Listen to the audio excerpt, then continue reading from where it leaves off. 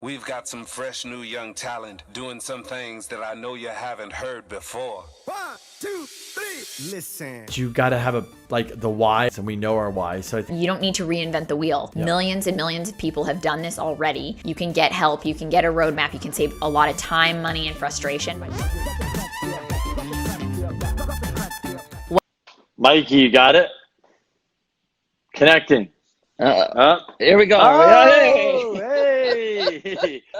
Dude, I got like your attire on now. Look, dude, I like this, dude. Yeah, I look the same. Everybody else dressed down. Dude, this is awesome. This is the new. I know, dude. I like this. What's going on? How you doing? Oh man, we're dude, trying to make the best out of what we're dealing with, pretty much. You know. Yeah. I think everybody else, there's pros and cons to it, but like I'm a people person, dude. Like I want to be out there, you know. So how's the family? How you guys doing? How you doing this at home with the kids and the family and all that stuff? We're doing okay. Like my wife yesterday kind of had one of those like, I need a break. You know? But you know, our oldest, like we had to go to, like we're teaching her at school, or we're teaching her at home now, which my wife is taking over. My youngest is too young, but we have a baby. You guys do. We have a baby due like 5 weeks, so we're going. We're like any day. That's right. I'm any day now. That's right. So it's insane. Yeah. Yeah. How's everything with you guys?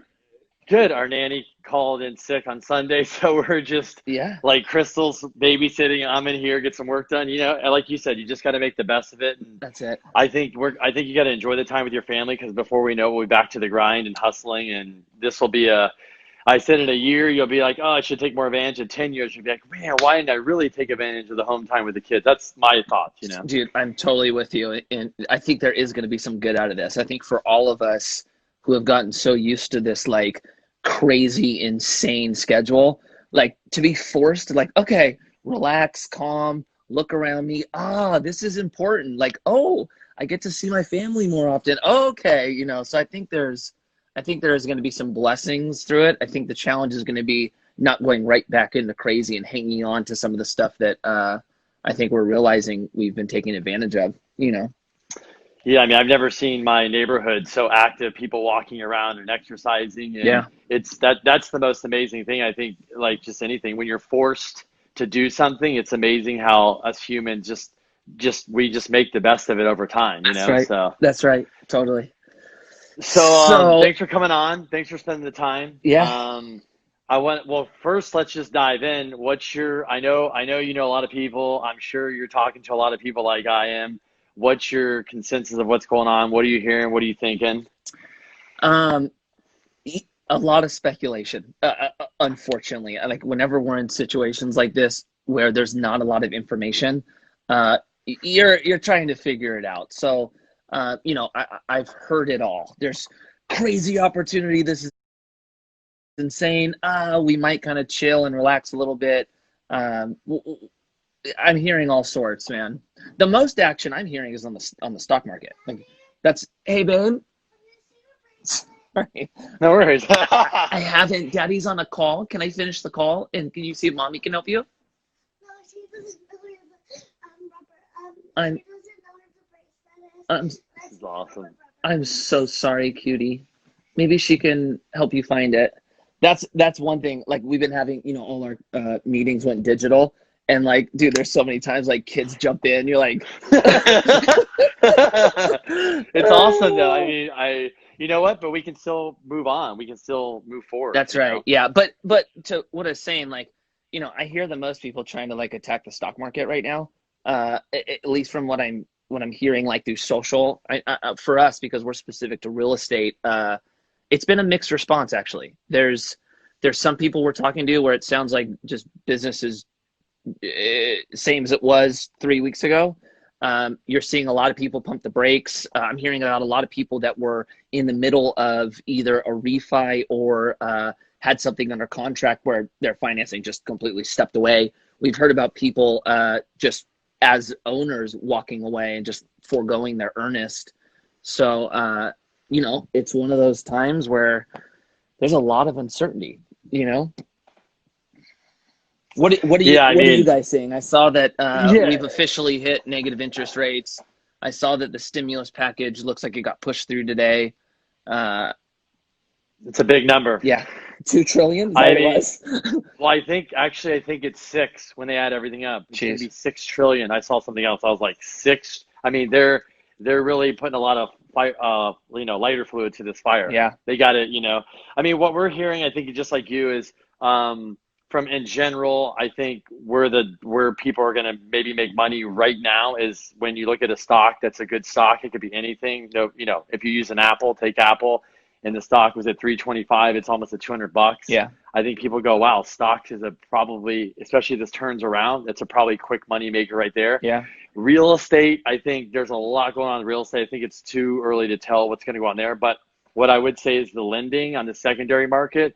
I always tell people I'm on the forefront of lending, which is a little scary, but it's not out in the news. But the reality is that Fannie, Freddie, FHA, VA, that's going for like 1 to 4 units. I would say the non-QM market, which is the loans that did the bank statements, all that literally they just turned the light switch off and said, we're done for now. We're going to take a break. So that's a little scary. Yeah. The jumbo market that we can do loans with on the residential, not for everybody, but we do, is taking a break because of fear. They don't know. It's all uncertainty, like you said, right? So I just think there's a lot of, like somebody put the best, the market is basically reacting on emotions right now. And we don't have the data, and eventually it'll be data, but it's just short-lived. So commercial lending, multifamily, I think once we see collections in April, we're hearing there could be some change there. Yeah. But as far as like retail and stuff like that, business, everybody's kind of pumping the brakes. I think everybody's it's just wait and see kind of mentality. Yeah. And I'm sure that's what you're hearing. It's what we're hearing. And truthfully, it's kind of even with our properties, that's the underlying question, is how much for all these businesses that are being forced to stop, right? How much of an impact is that going to have on tenants? And ultimately, how do you, in a scenario like this, that I truly think is like some black swan style, like just unicorn, right? How do we position ourselves to, 1, not lose tenants, 2, not default on debt? What is a scenario where we can all get through this? Because I personally think it's more short term. I see the long term not being that different than past recessions. I guess the argument could be, do we come back from this thing faster? Is it more of a V-shaped? Possibly, even if not, I still think long term is okay for something specific to multifamily. Short term, though, that's kind of where we're going. Okay, well, how long is the short term, and what's it going to take to weather the storm? We're kind of on our end anticipating. We'll see next month. We're going to see how far rents drop next month. See who needs help paying. This is the first time we've talked about doing either partial payments, assisted payments. We're trying to do anything we can to keep tenants in. And then, is rent growth potentially not going to grow this year? That's kind of where I'm standing. But we're going worst case scenario, truthfully. We're looking at this thing of like, okay, we might have at minimum 6 to 8 months that we might need to help tenants or assist them in paying through this year. And then I think we get kind of more on schedule. But that's with current properties. I think like in this time, like I think we're going to see opportunity. I think we're just going to have a lot of questions answered in the next, even 8 to 10 days. But dude, this last week or so, we've done the same thing. It's like, okay, look at our holdings. What do we do first to position ourselves to get through it? Okay. And then second, where does the opportunity lie? Because this, the opportunity always lies in times like this. This is going to be a massive wealth generation moment. I totally believe that's what we saw with the last one. We always see this, right? But I think what's different about this one is how social media has made everything so instant, right? That I keep seeing quotes from this Warren Buffett quote, fearful when others are greedy, be fearful when others are greedy and only be greedy when others are fearful, right? But that mixed with Instagram and social media, like, oh my gosh, my moment, I have to strike. And you you forget that, like, dude, it doesn't need to happen like that, especially in something like real estate. You can sit back for 2 weeks, and that is like still way too soon, and you're not going to miss your moment. Like, there's going to be upside in this thing for a long time. So I think it's just an interesting time nonetheless. Oh, for sure. And I think, Warren Buffett's sitting on 130 billion. He's been buying. Obviously, we know that. This is when he's just waiting for the call who needs a bailout. Yeah. I mean, but he's at a different level. But yeah, I agree. I mean, I'm talking to people that are traders, and they're buying grocery stores that are going up. They're like, oh, I'm not buying the dip. Some are, but they're waiting because they think there's more carnage. Yeah. But they all think this is probably a V or U shape. Like when it comes back, it's going to roar. Yeah. That's why I tell people, nobody's gotten their hair cut or their nails done, or they're gone to their restaurants. And I said, yeah, when you want to go to your restaurant, good luck getting in. What do you mean? I'm like, everybody else has the same idea when this thing turns around. So I think people have to be ready. I know your business is shut down, but I'd be taking advantage of go in, repaint it, clean it, get the restaurant ready. When this thing turns around, you could be flooded with business like no other. Because all of us are going to want to get the hell out of our house and go do something. Yes. So basically, whatever that is. We're in an environment where there's going to be a pent up demand, right? That's kind of the idea that, look, this wasn't an economic structural problem that caused this. The economy, the underlying economy was doing really well. We got hit with something that we weren't prepared for. So there is a strong argument that I actually tend to agree with, that once this thing gets turned back on, you could see how business could really punch back. Again, it's like just lack of information. That's what we're dealing with. It's like even on like the two sides now, right? You see like the actual virus and pandemic being the massive concern, and then now this week we're seeing the economic fallout because of that. And how do you balance the two, right? Like, and it's controversial. Yeah, I mean, I'm sure you've seen it. You have people going, "Hey, dude, we can't just blow up America and all of us go bankrupt," but you can't put money before people. So, but they kind of go hand in hand as well, So it's like, where is the balance between it, and how do we? I think how I look at it personally, how do we keep as many people safe as possible and the smallest amount of people going bankrupt as possible? Because that's a whole nother issue, right? Like, I don't want to watch like a family member die and then all of us lose everything. Also, that's like, getting punched in the face and then kicked when you're on the ground. So, but totally. But with totally, that said, totally it's agree. like, I think, and this is, I'm not like a economic person, but it looks like the government's doing everything in their power to get ahead of this. It looks to me different than '08, where, we were behind the 8 ball. I know you can argue on the pandemic side, but I'm the health side. I know more about the money side than the health side. But it's interesting. One thing I wanted to ask you, because, we talk a lot about the actual investment side.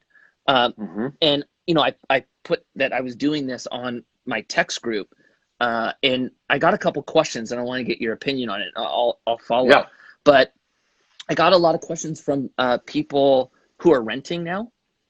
And it was more like, is this going to be the right time to buy a home? So maybe not on the actual investment side like we're talking about, but maybe home ownership. What do you think is going to happen there? You think single family is going to come down like typically has in recession? And what advice would you give somebody who's looking at possibly, this might be my moment to buy? Yeah, great question. So it's interesting because right before this, anybody buying a home has probably been in a bidding war, right? Mm-hmm. It's been insane. We didn't build enough housing in the last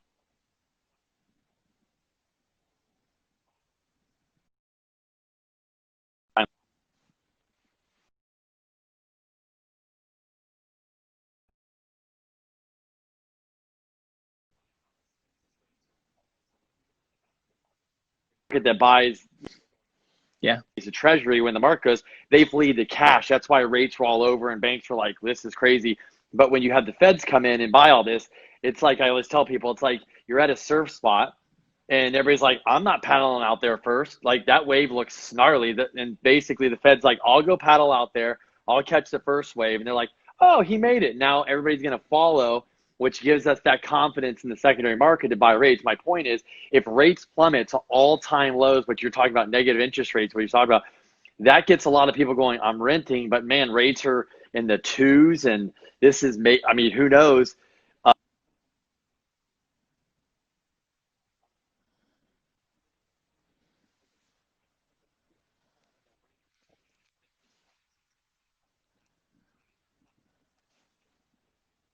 And people are kind of like, oh, what if it goes down? I go, look, if you're buying a house, which you and I have philosophies about, I know, buying and investing, but if we're talking about the guy buying a house and you're planning on staying in that house 7-10 years, it's okay. This is what I'm talking about. If you're trying to buy a house to go flip, that's a different story right now. We don't know what's going to happen, So I would say it's from a fundamental standpoint, from like low rates, it's a great time to buy. And then I think too, right now, I have people that are like, they don't care what's going on me. They care, but they're like, I'm going to buy a house because maybe people are going to back away and I won't be in a bidding war right now trying to get a house. So people out there are trying to take advantage of this time. Like we just talked about, when there's fear, people back away. Some people are like, maybe this is my little opportunity here. Rates are low.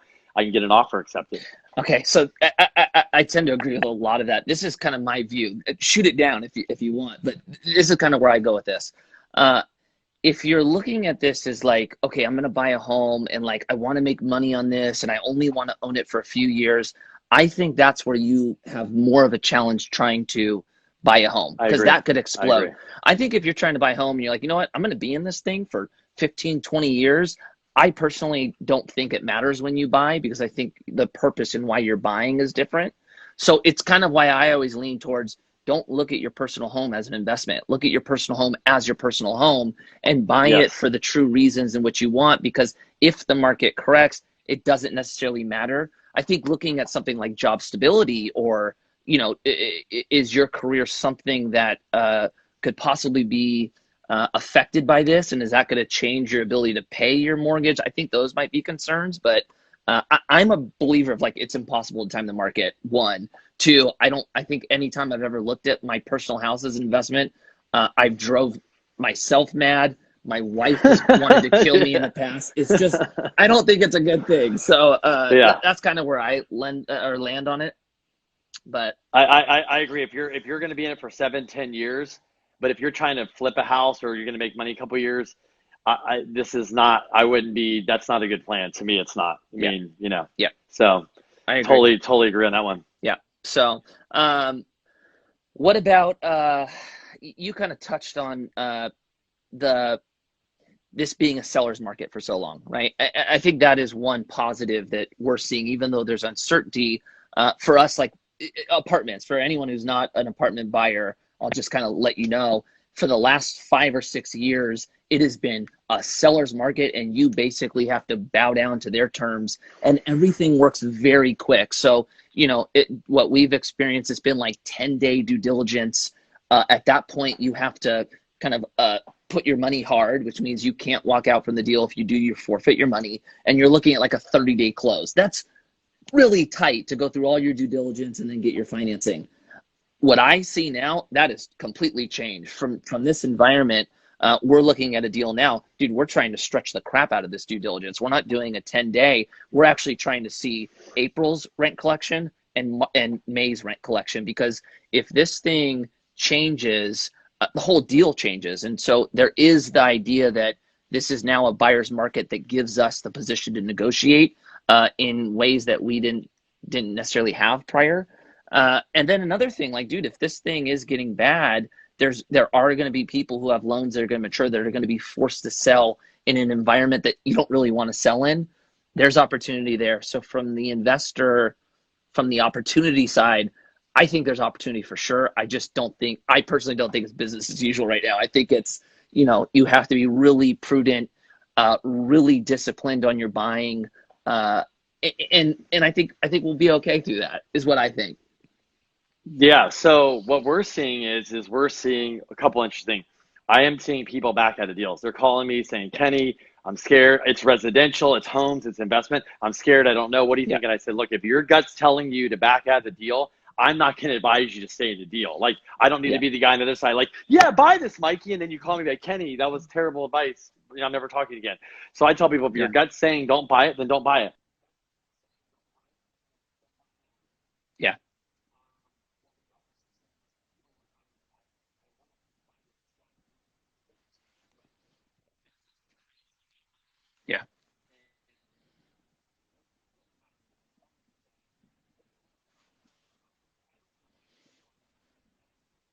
Yeah.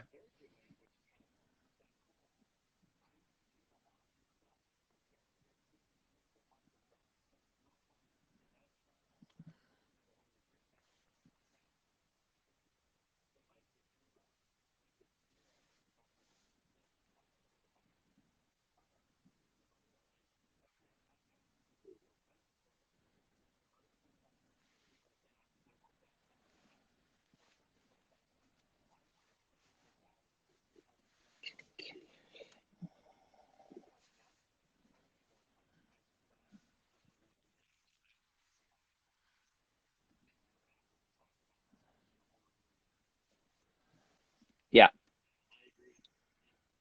Yeah.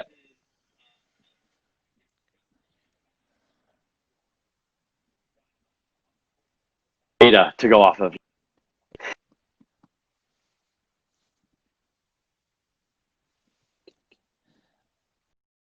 I'm glitching out like crazy. I get it here. Let me know when you hear me. Okay. I hear you. Can you hear me now?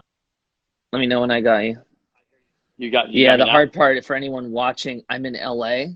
I got you. I'm in LA, and You got dude, me now? everybody's on Wi-Fi, so we're just getting tearing out. Tearing up. I hear you. Let me know if you can hear me.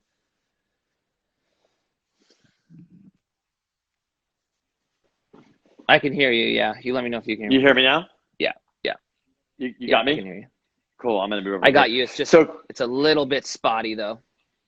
is it better now or no? Yeah, it's better now, and I'm getting comments that we can hear again. We can Okay, hear him now. we can hear you now. We can hear you now. Okay. We got live. Okay, cool. Yeah. So, dude, I totally. I think from what I heard that you said, I agree. I think there's areas in which sellers are working with buyers in this uncertain time in ways that you can protect yourself. We didn't have any buildings in the middle of. We weren't under contract yet. We had two that we were looking at potentially putting an offer on. That we're not necessarily not going to, but we're going through the same thing. Like, okay, look, the original deal you're asking for, there's too much variables now. And that's kind of what I meant by the due diligence, but we don't even have it under contract yet. Yeah, no, totally. I got a couple questions for you. Number one is I think a lot of people now that have not built a brand online have been like, screw social media, screw this. And now they're stuck at home. They're like, they can't go to coffee or networking or whatever with clients. Like, I know you like to be out, but so people are kind of being forced to use Zoom, or get in front of a camera or talk. So obviously you got a big brand, you utilize it online. Like, what can people do from your perspective at home if they have a business, if they're an entrepreneur, anything they're doing, trying to communicate with clients or anything they can do? Do you have any recommendations or thoughts? Yes. And even before I say that, because I think that point's so interesting, I think a lot's going to change now. I really do. Like, just, we saw this big boom to e-com, but you still saw a big group that still like going out, physically going there. Through this next 30 days, I think the majority of people are going to go, wait a minute. It actually is pretty easy to just get exactly what I want, have it ordered my doorstep in 2 days. So I think there is going to be a big change, more on retail. I think possibly office space. You have all these, dude, we're fully digital. We shut down our office last Monday and everything has been digital. I think you're going to see a lot of companies go, I don't know if we need to do the in-person thing. As much as I don't want that because I'm a people person. But the thing about being online, I think, small business or people who've had businesses for a long time that have been able to kind of still maintain through this transition. I think this is a moment where it's just everybody's kind of realizing, holy crap, things can happen and I can't go to work. So I think you're going to see a lot of companies start pivoting. I guess what you can do in this time, I think most people should be using this to educate themselves. If there's something you've always wanted to do, if it was something like your business and you always wanted to start e-com or having a digital presence or kind of focusing on social media, this is the time for you to educate yourself, try to get all the pieces in place so that the second we can get out of here and life resumes, you can just hit the ground running and kind of carry on is kind of what I would say. Yeah, no, I agree. I mean, I think I was hearing chatter that, obviously a lot of people make money being influencers, selling products at home and things like that. And they might have not gone through a downturn. So this is the first time they woke up and they're like, the light switch just went off to my business. What happened? So I think maybe the influencer market too could just be going through a disruption right now of people that are getting paid to do, and I'm not even really in that space. I know you know a lot more people than I do. So is that space kind of changing things, you think, too, the online influencer right now? Or you think they're struggling or having problems through this? Oh man, I, I'm just gonna give you my opinion because even though I use social media, I don't do brand deals. So I'm just gonna kind of speculate. I think there's some areas in which you're still able to sell products, and if that area you could still tie an influencer to it, yeah, you'd argue that business as usual, I think. But I will say, when you're forced to shut your company down and you're trying to pay employees and keep employees when no revenue is coming in, you've got to pull back in some areas. And typically what we see is people pull back in marketing dollars first. And if companies are pulling down marketing dollars, then influencers now have a smaller surplus of it. And so I think that affects them, would be my guess. I think more than anything, like a good thing to remember in this is things happen. Things that are very unexpected that we don't plan for always happen. And really like being mindful of when that happens, how do I put myself in a position where I could survive it? So, like we talk a lot about not spending everything you make, right? Like not living on such thin margins that one disruption and everything's ruined. So, even if things are going well, I think it's important to have an emergency fund for scenarios like this. Have cash reserve, because your cash reserve is what gets to opportunity in areas like this. So, I know with business, especially in California, it's hard to have a business not run on such thin margins. It's just what we're dealing with. But us as individuals, we can do that. We can bring the spending down. We can say no to things so that we can build up our rainy day fund, or in this case, virus fund that shuts down the world. I think that's probably more important than anything, is just planning for the unexpected when things seem to be going really well. Yeah, no, I agree. I mean, some people they were young and didn't go through, the last recession. So they didn't really feel it. They were going to college or high school, and now they're coming out going, holy smokes, they got a car payment, rent, all this, and they're feeling it. Yeah. So, but I think there is, I think the government, and what I'm seeing from my side is all the banks that have car loans, credit card loans, lines of credit, mortgages, even commercial, I think they're all realizing that there's no sense to get, like, it's kind of like people are going to have, if they can't make a payment, they're going to work with you. Yeah. But they're not going to, I was telling someone the other day, they're not going to probably damage your credit or this or that, because what we need is the consumer to not get damaged through this small period of time. We need them to say, hey, this wasn't your fault. You were being financially responsible. We didn't know your restaurants were just going to shut down and have zero business. Nobody ever goes to zero. Usually it's some sort. So I think if we give help, the government can help people through this next 60, 90 days, whatever it is, and people can come back out of it and go back to life and pay it back, whatever, with good credit. And it's like this, they're not going to be held accountable for this time. That's really good for the economy. I just kind of want to get your thoughts on that. Like, is that what you're kind of hearing and thinking that's probably how it's going to happen? So I think it's one thing for you to run a business poorly and for you to have to close doors, right? It's a whole different thing for the government to say, you're no longer allowed to work, right? So basically, if the government is saying no more work, the government, in my mind, needs to be responsible for covering you in a time where they're saying no, right? Yeah. So to me, we're looking at such a massive, what would you want to call it, disruption, right? It's so big that the government's going to have to do something. I think everything is, we see something we've never seen before. I think America just drastically changes from here on out if they don't do something, right? I think it's why we're seeing them take action. To me, the challenge is that action needs to be for an amount of time. I think the problem becomes, okay, we just start now in flood, giving everybody cash and cash and cash.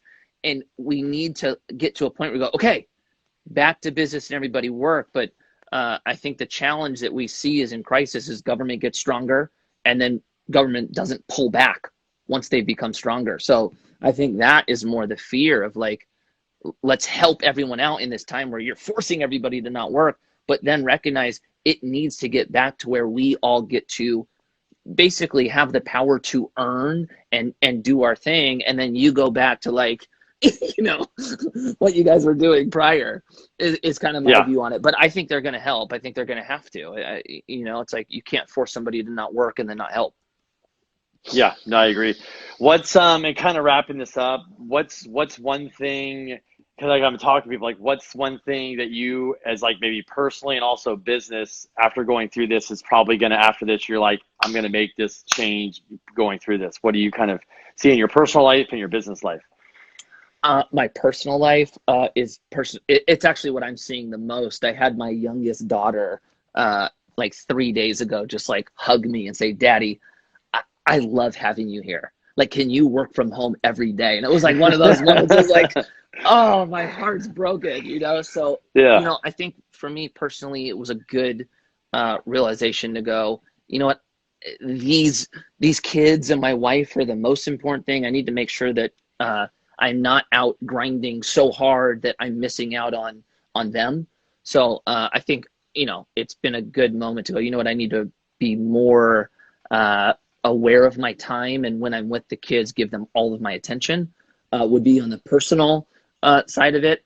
I think on the business side, I think for us, it's more the digital aspect of it. Like, you know, like for me, and look, a lot of what we do is raising money, right? And so when I'm raising money, it's like, I rarely do it over the phone. I try to take somebody to lunch, take them to dinner, and get in front of them because I enjoy it, right?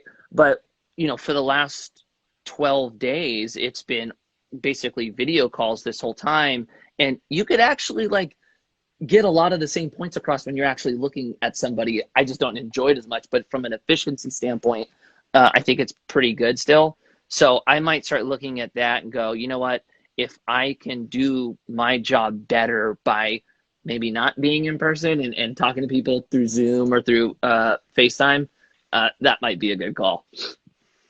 Yeah, no, for sure. I mean, especially because, you know, you're up there in the LA area or whatever, the traffic's crazy. So you're like, I think some people are like driving around and have jobs like, man, I've never gotten places so fast in my entire life, you know? So I totally agree with that. Yeah, I think that's what it is. Is there any questions that anybody maybe wants a couple answers to before we go? I don't know if there's any questions. Yeah, I got one. I was just trying to figure out what, I couldn't understand what he meant by it. The more the words, the less the meaning. And how does that profit anyone? The more the words, the less the meaning. And how does, I don't know. Jay, maybe the more, is he talking about maybe the more news and chatter, the less the meaning, and how does it profit? I don't know. Maybe the news. Okay. I don't know if he's talking about the news negativity. I'm looking down right now, see if anybody asks any questions that we can answer. Same, really thinking. Feels like this. Why is everyone hey, attention, grabbers and trolls. He's not going to comment on your stuff, so give up. I guess there's people that were saying dumb shit. We're all going to die. The zombies are coming. Do you know anyone who's infected? You know what? Do you know anybody who's infected yet? No, personally, no. But like my family.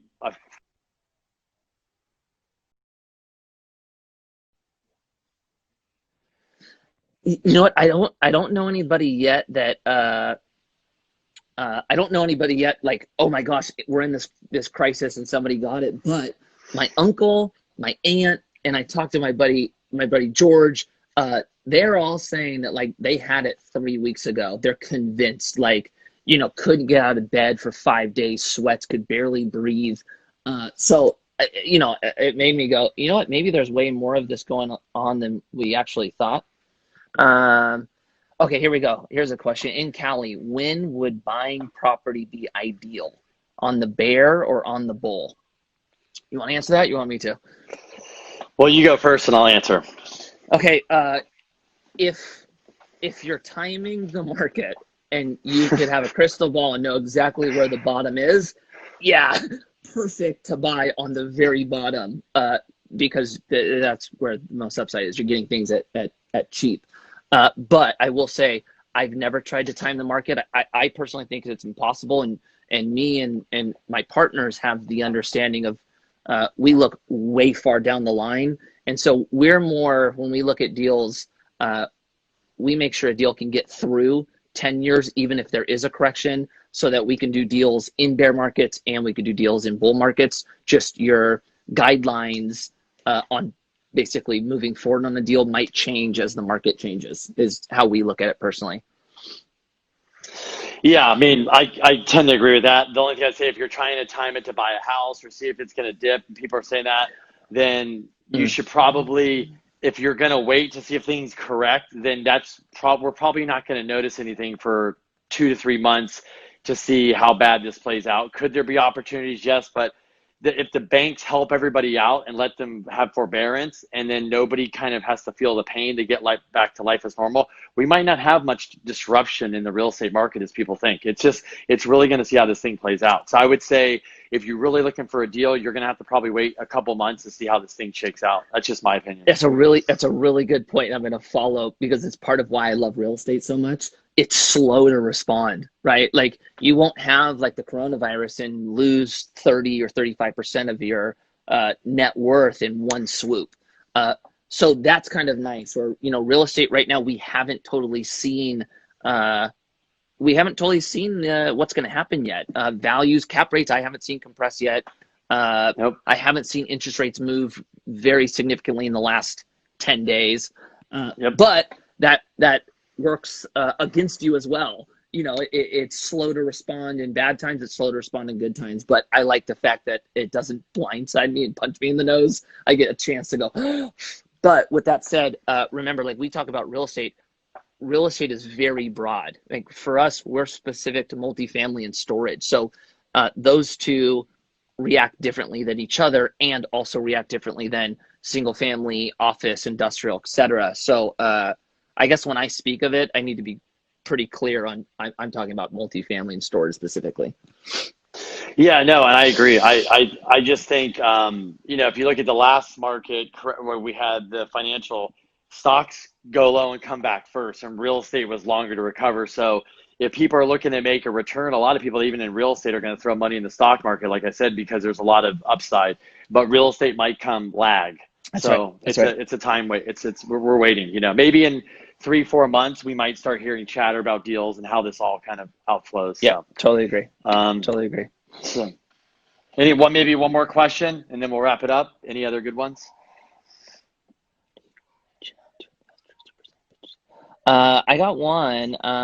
How do you reach out to investors or present pitch decks in a time like this? Do you want me to respond, or do you want to respond? Yeah, that's you. That's all you. Okay. It's difficult. There's no doubt about it. When you got to remember, or I shouldn't say you got to remember, I'll just tell you in case people listening don't. When something like this happens, you see investors' appetite for risk change. So when there's a big disruption, you see a lot of investors go, okay, wait, hang on, pull back, and they start looking for more cautious and safe investments. It's why, and it's not specific, but it's why a lot of people start looking at estate, because there's assets in commercial real estate that have performed really well during bear markets. So they kind of transition what they're looking for. If you're talking about investments or pitch decks, something outside of real estate, you're just going to have to be really clear on who you're targeting, because most people are affected by this. And in times of uncertainty, people don't even want to see a opportunistic opportunity. They're just trying to figure out what this means for them. But with that said, there are a lot of people out there that recognize that there's going to be opportunity in this. So I would say, dude, hit people up. I think social media is great for this. Like, if you don't have a circle that you can reach out to from just real relationships, go on social media, start DMing people. I think one thing we all forget is that, like, there's a lot of people that have a lot of money and they want deals. So if you can bring them a deal, that's a value add to them. So don't feel bad reaching out to anyone, because you're going to have a handful of people to go, I'll check it out for sure. If it is real estate, you are going to get a lot of people that might go, you know what, I'm not looking for opportunistic or even value add. They might switch over to more of like a core plus strategy. but that's not everybody. And so, dude, reach out. I'm a big believer of like, dude, take your shot. If somebody says no, so what? They say no, you know? Yeah. My thing would be is I think education right now is the biggest thing you can bring value to anybody is making sure you're finding the right data, you're delivering that, you're doing your homework, because people that are going to put money with people right now, if they got burned or this, they're going to be looking for somebody they really trust that can guide them through this mess or get them into a good deal. And I think that's just somebody they just feel that's really dug down and got educated on what's going on. And that's, you know, like guys like you and I, it's like I'm calling and talking to people all day long using social media or phone calls or text or Zoom, whatever, and having as many conversations with as many smart people as possible. You can go online and look at a lot of interviews and things of CEOs or billionaires, whatever they're doing, and just learn from people, I think. But, you know, I don't watch the news. I just don't. So yeah, I agree with you. I totally agree with you. I don't either. Social media, unfortunately, has become the news for me, and God, that's terrible as well. Hey, I just saw this question. I think you would actually be great to answer it. From Trick 101. What about people who are flipping houses? Should they put it on hold or keep going? So if I'm in the middle of flipping houses, and I know guys that are right now in San Diego that's what they do, they're not stopping. Because they might be in the middle of it. They're just trying to keep their guys on the job to get it done. They're selling. I know a guy that just flipped a house, just finished, put it on the market 2 days ago on the weekend. He had all these offers, took a full price VA buyer, going to close in 21 days. No issues. Oh, great. So they're not stopping. I wouldn't stop, because if you stop, you lose momentum. And I think momentum is really key going through this. I think if the carnage comes for them, it could be later. So if they can sell a house now and get out of it, they don't want to sit around and wait. So I would continue to do it. What about somebody who's not in the middle of a deal, who wants to get started flipping homes? What would you recommend for them? That's a tough situation. But I mean, you know, it's kind of what your outlook is. I mean, I didn't really talk to their buying deals now, but if you're looking at a deal, you know, you could, just like Mikey, you're doing worst case. When you buy a deal, we do too. You might go, what if this house goes down 20%? And let's just say worst case it does in the next 6 months or 8 months or a year when I flip it. If the answer is yes and you can't make money, then maybe it's not a good flip. Yeah. Because you got to have a worst case. You can't just think it's going to be, you know, sunshine every day and everything's going to be great. So that's what I would say. But, or if you can hold it through, but it just depends. Are you cash? Are you doing private money? Or how are you holding the property too? So that would be my philosophy. Yeah, I think it's a good point. And so for anyone listening, if you are an investor and you're investing in real estate, the importance of stress testing each deal is always huge. I think now more than ever, it's something you should always do. If you invest with other people, though, you're a passive investor, you invest in an operator syndicate or some type of syndication, this is a good time to ask for their experience. Make sure they've gone through situations like this. Ask them, you know, for properties that went bad and how they kind of got through them. You're really going to want to do a lot of due diligence right now to make sure people have gone through scenarios like this, because the last 11 years have been awesome. It's made a lot of people look really good. And this is when you start seeing the people who truly are good and didn't benefit just because the market was good. They have a system that actually worked for them through any environment. So I think we're going to start, I think the playing field is going to get weeded out possibly, unless we see a crazy fast rebound and, you know, you have Q2 that's just shit, Q3 maybe a little bit, Q4 is like back to business. Maybe this thing just becomes like a hiccup. I don't know. But I think everybody can agree there's still a lot of uncertainty, and we're all still trying to kind of figure out the best way to move forward. Yeah, I think most will survive. And I think, unfortunately, we'll see some people, restaurants, business owners that aren't going to be able to make it through, or they just say, you know what, I don't want to deal with this. I'm just going to shut it down. So I think there'll be some tragedy. That might be opportunity, but hopefully it's a quick recovery and we can get business back to usual. Yeah. I know it's funner, but obviously there's opportunity. You just got to look for it. Yeah. So Mikey, thanks for the time. Thanks for coming on. That was fun. Thank you. Hopefully a couple of people got some value out of that. It was a good chatting with you and catching up, and then hopefully we'll catch up soon, and we'll see. We'll check back in and see when times are changing. Maybe we'll get back on and see how things are going. Absolutely. And everybody in here that was hanging with us through this convo, thank you guys. I hope everybody's staying safe. If anybody's worried or fearful, we're going to get through this. We got this. Appreciate all of you guys. Kenny, it was great catching up with you. Congrats on the baby. Hit me up. We're racing this thing out, right? Yeah. We'll be in touch. Thanks, guys. Stay safe. And hang on. Before you end this, I got from Base God, Go Skate Mikey. Dog, this has been 5 days in a row of me skating. Check my stories. Like, this quarantine's been the best thing for my skateboarding, man. All these skate challenges, it's been awesome. I bet. Push up and skate challenges, right? Oh, that's right. All right, brother. It was good talking with you. Peace. Bye.